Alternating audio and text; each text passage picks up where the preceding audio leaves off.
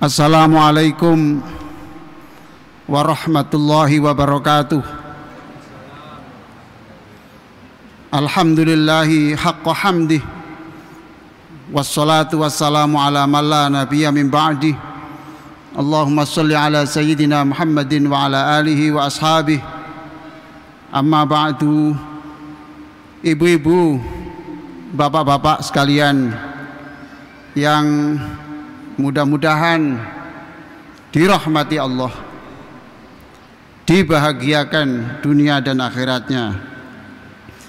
15 menit ke depan saya akan menyampaikan ceramah dengan judul Jadilah Akar.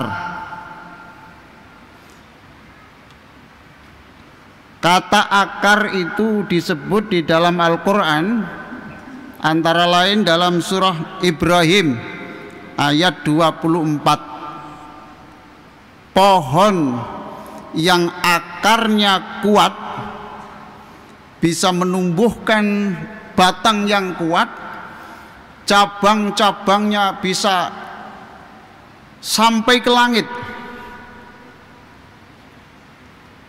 Tapi saya tidak berbicara itu, saya hanya berbicara soal akar. Untuk memulai ceramah ini, saya ingin menyampaikan sebuah kisah yang dialami oleh Al-Hajjaj bin Yusuf Ats-Tsaqafi. Ini panglima perang pada dinasti Umayyah, pada pemerintahan yang kelima.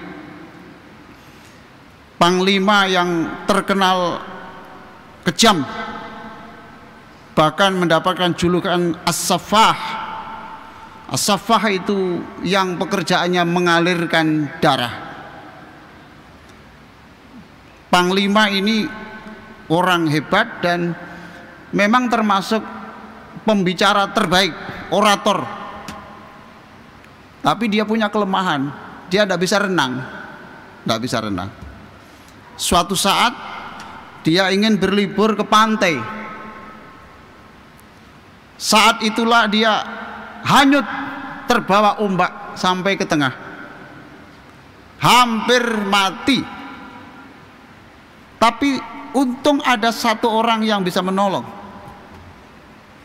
Setelah ditolong, panglima ini mengatakan, beritahu dia, minta apa akan saya beri, karena itu menyelamatkan nyawa. Kalau nggak ada dia, sudah tamat riwayat hidup saya.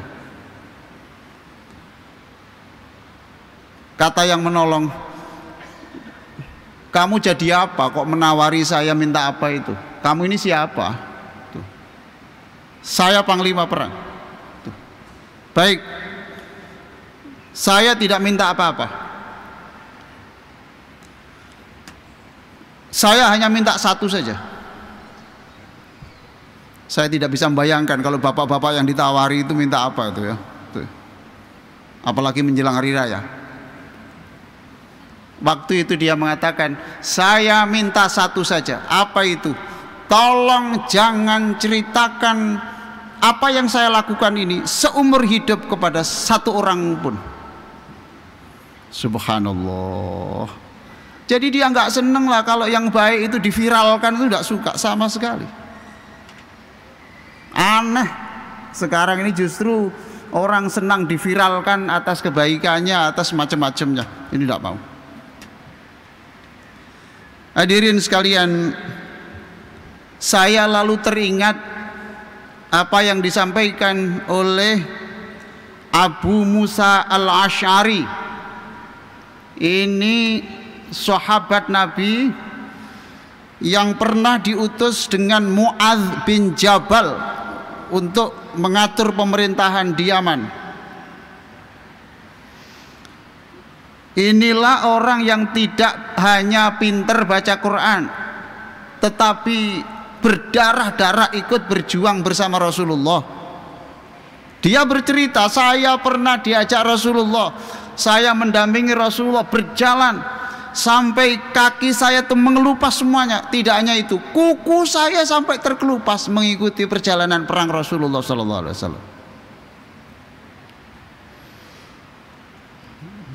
Dialah orang yang pernah disebut oleh Rasulullah, ini pujian Rasulullah, laqad utiya Musa mizmaron min mazamiri ali Dawud. Musa, Abu Musa al-Asy'ari, bacaan Qur'anmu itu luar biasa, suaramu sangat indah,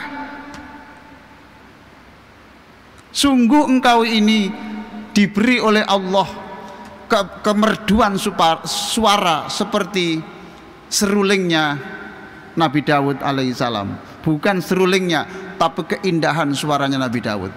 Hadirin sekalian,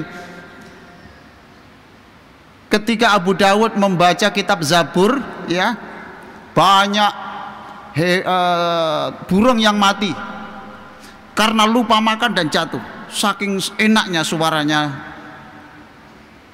Nabi Dawud alaihissalam. Hadirin, apa yang ingin saya sampaikan? Inilah pesannya. Inilah pesannya. Kerjakan segala sesuatu itu yang ikhlas. Yang ikhlas. Tidak perlu mikir apa komentar orang. Tidak perlu mikir apa komentar orang.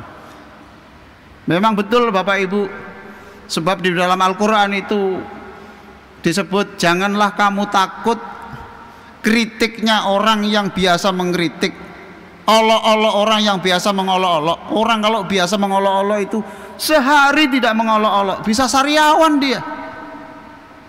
Tuh. Kerjakan.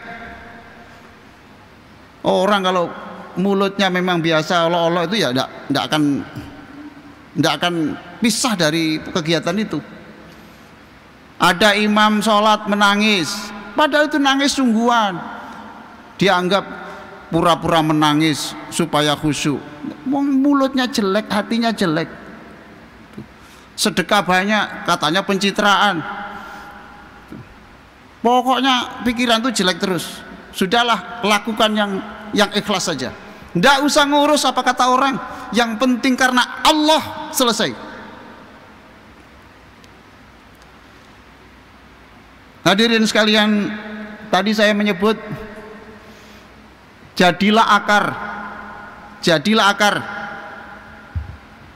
Bapak kalau punya pohon, pondok pohonnya kuat, besar, rindang, orang akan mengatakan luar biasa batangnya, luar biasa rindangnya. Kalau punya pohon dan tumbuh-tumbuhan kemudian ada bunganya yang segar, dia akan mengatakan luar biasa indahnya, luar biasa harumnya. Kalau makan buah, luar biasa manisnya. Coba perhatikan, perhatikan di situ. Akar tidak pernah disebut, padahal akar itu bekerja siang, bekerja malam, mencari air, mencari nutrisi untuk memberikan makanan batangnya, pohonnya, rantingnya, sampai lahir bunga, sampai nanti muncul buah. Tidak akan ada buah, nggak akan ada bunga, nggak akan ada batang kalau tidak ada akar. Tapi nasibnya akar tidak pernah dihargai. Belum pernah saya ketemu orang melihat bunga yang segar kemudian luar biasa akarnya, tidak pernah. Melihat pohon dengan buah-buah yang rindang, saya belum pernah mendengar luar biasa akarnya. Tapi hadirin sekalian, akar tidak pernah protes sekalipun tidak dihargai. Subhanallah. Bapak menjadi orang yang paling berani di kampung. Sudahlah, nasib bapak nggak usah nama bapak nggak usah disebut, jangan marah. Jadilah akar. Akar itu ngerti walaupun perannya besar. Dia ngerti, dia tidak berdiri sendiri. Maka dia mengharapkan sinar matahari, dia mengharapkan hujan. Dia bekerja dalam senyap dan perannya besar. Itulah yang saya sebut. Jadilah manusia akar yang perannya besar, tidak disebut, dan tidak marah ketika tidak disebut-sebut, tidak kecewa ketika namanya tidak masuk dalam sejarah. Subhanallah. Hadirin, inilah contoh betapa Allah menghargai apa yang dilakukan oleh manusia yang luput dari penghargaan manusia. Saya ulang, bapak ibu yang melakukan pekerjaan apa saja, yang masak, yang bekerja di jalan raya, sudahlah apa saja kerjakan. Nanti saya tunjukkan di dalam surat Fatir ayat 30, diulang lagi ayat 34, diulang lagi dalam Syu'ara ayat 23. Di sana disebut Allah itu memiliki sifat syakur. Syakur itu menghargai sekecil apapun peran manusia, pekerjaan manusia, walaupun itu tidak dihargai oleh manusia. Diulang lagi dalam surat At-Taghabun ayat 17, syakurun halim. Allah itu maha menghargai. Ibu-ibu yang sangat saya muliakan, sebagai penutup, ibu-ibu, pernah saya dengar pertanyaan, Pak, rasanya tidak adil dalam hidup ini. Kenapa?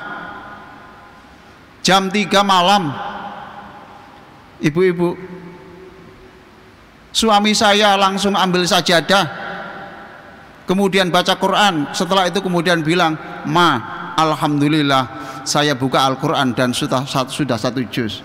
Kata istrinya, enak kamu buka Quran, saya buka kompor.